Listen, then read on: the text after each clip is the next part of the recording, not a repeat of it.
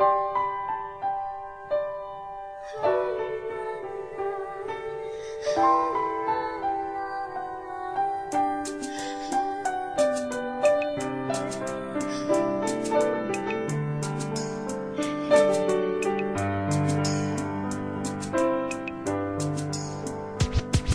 was 3 years old nang ikaw ay na-meet. Napahanga ako sa taglay mong bait. Ikaw ang guest ko sa tuwing birthday, pati sa room ko. Ikaw ang display, di ka na nawala sa alaala. Ikaw lang talaga at walang kagaya. Ikaw ang gusto ng mga friends ko, at di ko alam pati parents ko. Ano ba ang meron ka na wala sa iba, at napapangiti pag nakita ka na sa mga poster at maging sa TV. Inaabangan ng iyong movie. Bata pa ako noon nang maramdaman ko to. Ayoko ng iba, ikaw ang gusto ko. At sa aaminin ko, maniwala ka, mas gusto kita kaysa kay Darna.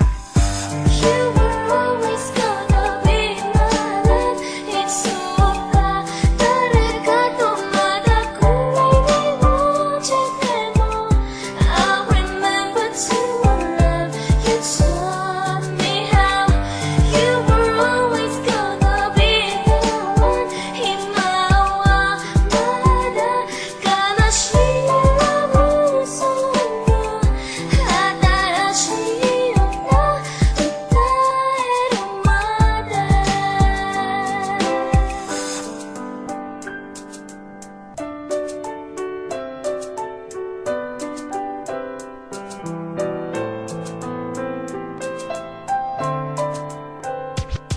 Oh why, bakit ganito? Gusto ko ikaw lang nasa tabi ko. Mga poster mo at mga magazine, sa buhay ko hindi kita kayang alisin. So pati sa cellphone at mga gamit, ikaw ang nakalagay sa aking bedsheet. Ako ay nalungkot nang ika'y nawala. Ano ba ang mali na aking nagawa? Pakiusap naman kahit na sandali, para lang mapawi ang mga pighati at muling umiti at di na umiyak. Magpakita ka lang, gusto kong matiyak na buhay ka pa rin at ika'y malakas. Gumawa ka ulit ng mga palabas, at kapag bumalik, ngingiti na pusa. At hindi ako magmamahal ng pusa.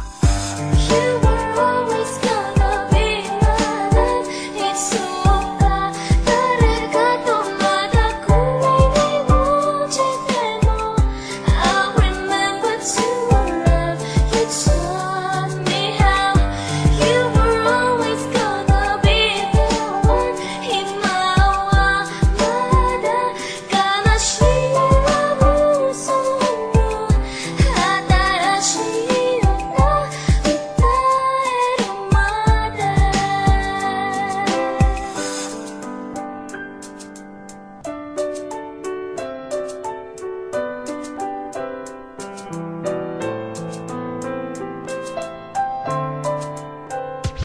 Lumipas ang mga taon, nananatili ka pangarap. Nais kong libutin ang mundo para ka lang mahanap. Sapagkat hindi sapat makita ka lang sa larawan. Gusto ko ay makasama ka, handa ko nang iwanan ang lahat ng kayamanan, pati GF ko. Sabihin mo magkano ba ang TF mo, at aking ibibigay, tanggapin mo lang ako. Okay lang sa akin kahit alipinin mo ako.